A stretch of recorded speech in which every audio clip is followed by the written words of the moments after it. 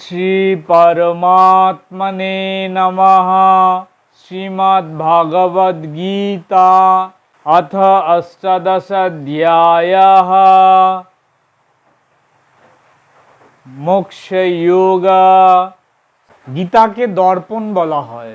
দর্পণ অর্থাৎ আয়নায় যেমন নিজেকে দেখা যায়, নিজেকে বোঝা যায়, ঠিক তেমনি গীতায় যদি আমরা ভগবানের কথাগুলো ঠিকমতো পড়ি, শ্রবণ করি, তাহলে সেই কথাগুলোর সাথে নিজেকে যদি মিলিয়ে দেখি, তাহলে নিজের অবস্থানটা বোঝা যায়। না হলে অনেক সময় নিজেকে নিজেই অনেক বড় মনে করে ফেলি। তাই আবার অন্যকে চিনতে গেলেও গীতার এই জ্ঞান একান্ত প্রয়োজন। তাহলে সহজেই বোঝা যায় কার মধ্যে সাত্ত্বিক গুণ কাজ করছে, কার মধ্যে রাজসিক গুণ কাজ করছে, কার মধ্যে তামসিক গুণ কাজ করছে। তাই আমরা ভগবানের সেই কথাগুলো শ্রবণ করে, ভগবান এখানে বলছেন সাত্ত্বিক কর্তা কেমন হবেন, রাজসিক কর্তা কেমন হবেন এবং তামসিক কর্তা কেমন হবেন। কর্তা অর্থাৎ যিনি কর্ম করেন। আমি যদি নিজেকে চিনতে চাই, ভগবানের এই শ্লোকগুলোর সাথে আমার নিজেকে বিশ্লেষণ করে দেখতে হবে যে আমার মধ্যে কোন গুণ কাজ করছে, আমি কোথায় আছি। তাই আসুন সবাই মিলে ভগবানের এই শ্লোকগুলো উচ্চারণ এবং শ্লোকে তিনি কি বলেছেন তা জানার প্রয়াস করি। শ্রী ভগবান উবাচ মুক্ত সঙ্গ নহবাদী ধৃতোৎসাহ সমন্বিত সিদ্ধ্যা সিদ্ধ নির্বিকারক কর্তা সাত্বিক উচ্যতে। ভগবান প্রথমেই বলছেন সাত্বিক কর্তার কথা। সাত্বিক কর্তা কেমন হবেন?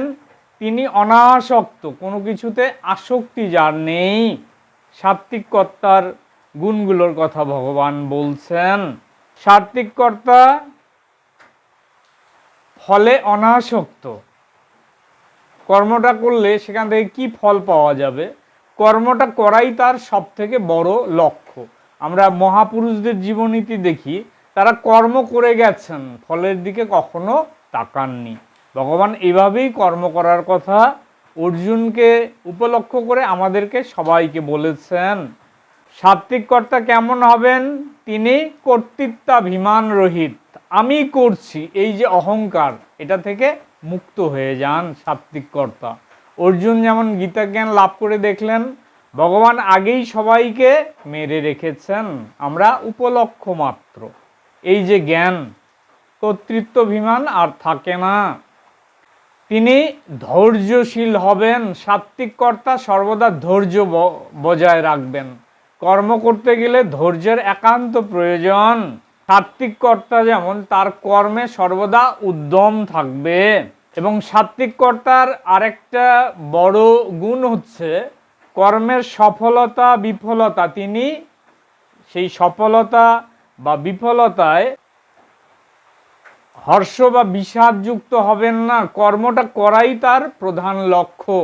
ফল কি হলো, সফলতায় আনন্দ, বিফলতায় দুঃখ, তা এই সাত্বিক কর্তাকে স্পর্শ করে না। আমরা মহাপুরুষদের জীবনী দেখলেই দেখতে পাই, তারা কর্ম করে গেছেন, ফলের দিকে কখনো তাকাননি। আমরা সংসারেও যেন আমাদের কর্মগুলো করে যাই, ফলের আশা যত কম হবে, জীবনে দুঃখ কষ্ট ততই কম হবে। এরপরই ভগবান বলছেন রাজসিক কর্তা কেমন হবে।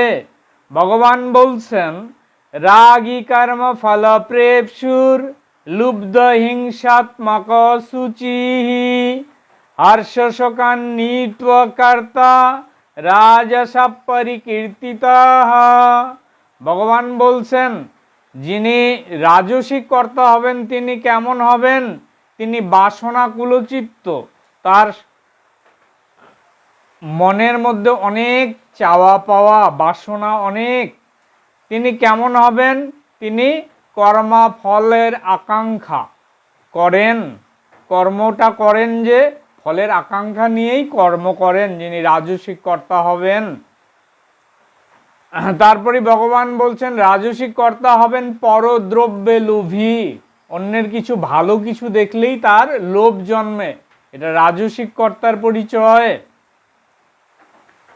রাজসিক কর্তা হবেন পরপীড়ক, অন্যকে দুঃখ কষ্ট দিতে তিনি আনন্দ বোধ করেন, সর্বদাই অন্যকে দুঃখ দিয়ে থাকেন। রাজসিক কর্তা হবেন শৌচহীন, বাহ্য অভ্যন্তর শুদ্ধতা তার থাকে না। তারপরই ভগবান বলছেন যিনি রাজসিক কর্তা হবেন তিনি কর্মের সফলতায় আনন্দই পাবেন, কর্মে যদি বিফল হন তিনি দুঃখে ভেসে যাবেন। রাজসিক কর্তা যেহেতু ফলের আশা নিয়ে কর্ম করেন, তাই কর্মের সফলতা বা বিফলতায় তিনি আনন্দ বা দুঃখে মগ্ন হন। এরপরই ভগবান বলেছেন তামসিক কর্তা। তামসিক কর্তা কেমন হবেন ভগবান এখানে বলছেন, অযুক্ত প্রাকৃত স্তব্ধ শাটনস্কৃতি কোলসাহ বিষাদি দীর্ঘসূত্রী চ কর্তা তামস উচ্যতে। তামসিক কর্তা কেমন হবেন, তাদের মধ্যে কি গুণ কাজ করবে, তিনি কেমন হবেন ভগবান বলছেন, তামসিক কর্তা হবেন বিক্ষিপ্ত চিত্ত, তার চিত্তটা সর্বদা বিক্ষিপ্ত থাকবে, কোনো কিছুতে একাগ্র তিনি হতে পারবেন না, ফলে ছটপটানিটা তার মধ্যে বেশি হবে, কোনো একটা কর্মে একাগ্র তিনি থাকতে পারবেন না। তারপরে ভগবান বলছেন প্রাকৃতাস, অর্থাৎ অভদ্র হবেন, ভদ্রতা তার মধ্যে দেখা যাবে না। এরপরেই ভগবান বলছেন স্তব্ধ, অর্থাৎ অনম্র হবেন, মাথা নোয়াবেন না, এটা হচ্ছে তামসিক গুণের প্রকাশ। তামসিক কর্তা থাকলে এই সমস্ত গুণ থাকবে। এরপরেই ভগবান বলছেন সৎ, অর্থাৎ ধূর্ত হবেন, আমরা যেমন শিয়ালকে ধূর্ত বলি, সেই রকম এই তামসিক কর্তা ধূর্ত হবেন। কিভাবে নিজের আখের গুছিয়ে নেওয়া যায় এই যে প্রয়াস থাকে, যেমন ধর্মকে অবলম্বন করেও কিছু মানুষ নিজের আখের গোছানোর প্রয়াস করেন অজ্ঞানতার প্রভাবে, এটাও তামসিক কর্তার লক্ষণ।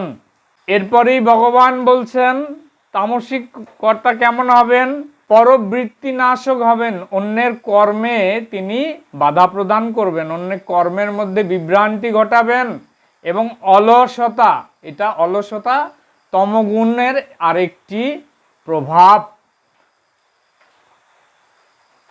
তামসিক কর্তার মধ্যে অলসতা বেশি দেখা যাবে, যেমন আমরা জানি ভোরবেলা উঠলে হাঁটলে শরীরের পক্ষে মঙ্গলদায়ক, কিন্তু ভোরবেলাতেই যদি আরো বেশি মনে হয় ঘুমাই, এটাও তামসিক গুণের প্রভাব, সেখান থেকে নিজেকে ছেড়ে ফেলে তুলতে হবে।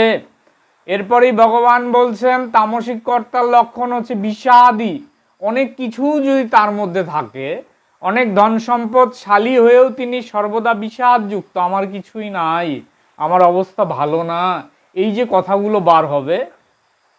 আবার অনেকের কিছু না থেকেও তিনি বলতে পারেন যে আমি সুখী বা আমি ভালো আছি, এটা সাত্ত্বিক গুণের প্রভাব। তাই ভগবান এখানে বলেছেন তামসিক কর্তা সবসময় বিষাদযুক্ত হবেন, কোনো কিছুর মধ্যেই আনন্দ খুঁজে পাবেন না, তার যত কিছুই থাক। ভগবান বলছেন দীর্ঘসূত্রী হবেন, আমরা যে বলি 18 মাসে বছর, তাকে কোনো কর্ম দিলে সেই কর্ম সহজে সম্পন্ন হবে না, এই সমস্ত গুণ যার মধ্যে আছে তিনি হচ্ছেন তামসিক কর্তা। ভগবানের এই যে 3টি শ্লোক সাত্ত্বিক রাজসিক তামসিক কর্তার, এইবার আমার নিজেকে বিশ্লেষণ করতে হবে যে আমার মধ্যে কোন কোন গুণ প্রবল, তাহলে ভগবানের এই কথার সাথে নিজেকে মিলিত করে নিজের স্থানটা আমি বুঝতে পারবো, আমি কোথায় আছি, এবং সেখান থেকে তম থেকে রজ, রজয় থেকে সাত্ত্বিকে আমি নিজে কিভাবে নিয়ে যাব, কোন কোন গুণের আমার বিকাশ ঘটাবো। আমরা গীতার এই জ্ঞান গ্রহণ করে নিজেকে বিশ্লেষণ করে যেন সেই পথে চলার প্রয়াস করি। আসুন সবাই মিলে গীতার গুহ্য নামগুলো একসাথে উচ্চারণ করি।